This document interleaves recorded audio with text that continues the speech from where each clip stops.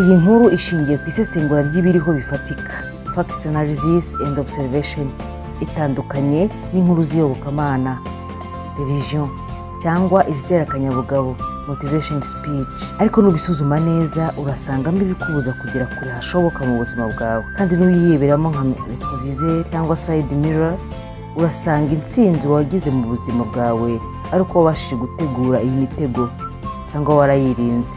Muri Bibiliya mu gitabo cy'imigani umutwe wa mbere umurongo wa 17 haranditse ngo ntacyo bimaze gutega inyoni kandi reba umutego. Naho muri Zaburi 142 umurongo wa 4 haravuga ngo uko umutima wanjye ubwiriye isari muri nge ni wowe umenye inzira zanjye, mu nzira ngendamo bahanteze umutego. Muri ikiganiro turaganira ku mitego iteze mu nzira ugendamo mu buzima bwawe bwa buri munsi, mu kazi, muri gahunda zose z'ubuzima bwawe, kandi nubasha kwisobanukirwa uzaba utakiguyemo, ndetse niyo waguyemo uramenya uko uzayigobotora. Nshuti bakunzi ba P TV official, tugiye kuganira ku buzima tugendamo bwa buri munsi, imitego duhura nayo. Tugende mu bifatika byabaye, umutego wa mbere ubuza abawufashwemo kugera ku nzozi zabo kujyanye no kutagenzura amarangamutima, kandi abawutega mu nyungu zabo hari ababa babizi cyangwa batabizi, ndetse nabo ubwabo hari ubwo bagirenga bakawugwamo. Ingero ni nyinshi. Ese ujya wibaza impamvu atangirwa serivisi zihenze hashyirwa abakobwa beza? Urugero muri banki, mu mahoteli, mu ndege, mu bigo by'ubwishingizi n'ahandi. Mu bitabo bitagatifu babigarukaho nk'aho muri Korowani bemeza ko abazajya mu ijuru bagenewe abakobwa beza b'amasugi bahumura neza. Bibiliya nayo igaragaza abantu b'ibihangage batabashije kugera ku nzozi zabo kubera abagore beza. Urugero twavuga umwami Dawidi, igihangage Samson.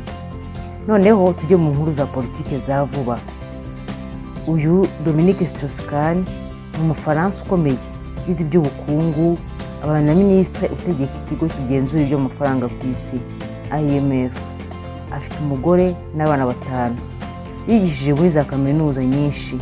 Umubyeyi we nawe yari umunyamategeko ukomeye cyane w'umuyahudi. Muri 2011 kwa 14 z'ukwa gatanu umukobwa wakoraga muri hoteli yaracumbitsemo witwa AFISSATOU DIALLO w'imyaka 32 yamuvanye mu marushanwa yari arimo yo kwiyamamariza kuba perezida w'igihugu cy'Ubufaransa, ndetse yamutangishije amafaranga arenga miliyari 6 ushize mu manyarwanda kugira ngo afungurwe. Urundi rugero rwo hafi ni perezida wa Amerika Bill Clinton. Umugore witwa Monica LEWINSKY wakoraga stage muri White House yatumye akurwaho icyizere, n'ibindi n'ibindi. Ni kimwe n'ibyo Trump aregwa uyu munsi by'uburaya. Uyu mutego nubwo ingero nyinshi zizwi zireba abagabo, ariko n'abagore ntabwo ari shyashya. Gusa niba ushaka kugera kure mu buzima bwawe, Bibiliya yatubwiye ko imitego iri mu nzira ducamo nahawe kureba no kugenzura kugira ngo utayifatirwamo. Niba hari ibyemezo ujya ufata cyangwa wafashe ushingiye kuri bene aya marangamutima, uwo mutego waragushibukanye. Ni ukwigenzura ugashaka uburyo wawigobotora. Umutego wa kabiri ni ukutagira intego n'umurava. Abantu benshi bageze ku bintu bikomeye, haba muri politiki, tekinoloji, iyobokamana, siyansi, usanga bose bahuriye kuko bari bafite intego mu buzima bwabo, hakiyongeraho umurava. Hari n'abagiye bagera ku bikorwa birenze ibyo bari bafite mu ntego zabo bagitangira kubera umurava no kwiyemeza, commitment.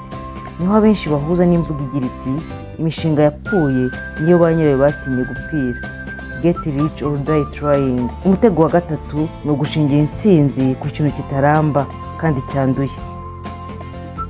Umutego wa mbere wibasira abagabo cyane, ariko uyu wo wibasira hanini abagore mu ngeri zose. Umunyeshuri wumva ko ataziga cyane ngo azasambana ahabwe amanota cyangwa bamwereke ibizamini.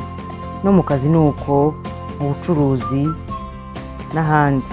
Noneho hari n'abakora ubucuruzi bushingiye ku buraya n'ibisa nabwo. Ibintu byaramba kuko imyaka yo kubikora uba ufite limiti cyane. Umutego wa 4 ni ugushakira intsinzi mu bintu utagenzura.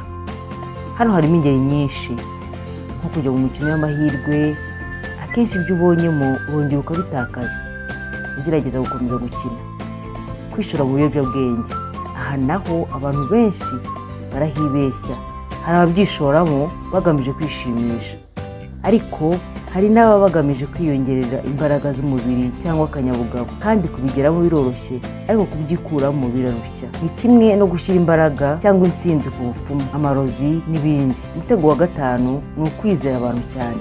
Ibi nabyo dushobora kubikorera ikiganiro cyihariye, gusa kwizera abantu cyane iyo ugenzuye neza usanga bijyana no kutigirira icyizere gihagije. Uyu mutego niba uwibonamo watangira ukawigobotora, kandi n'ugenzura neza uzasanga abantu bageze kure mu iterambere ntaho bigejejweho no kutigirira icyizere. Nawe niwigenzura urasanga henshi utagize intsinzi byaratewe n'abantu wagiriye icyizere kirenze igikenewe. Birasaba wowe ubwawe kwiyumva, ukigirira icyizere kuko urashoboye. Ese hari icyo tutavuze cyangwa twavuze nabi? Mubitwandikire muri komenti, udukorere share, like na subscribe. Ibyiza biri imbere.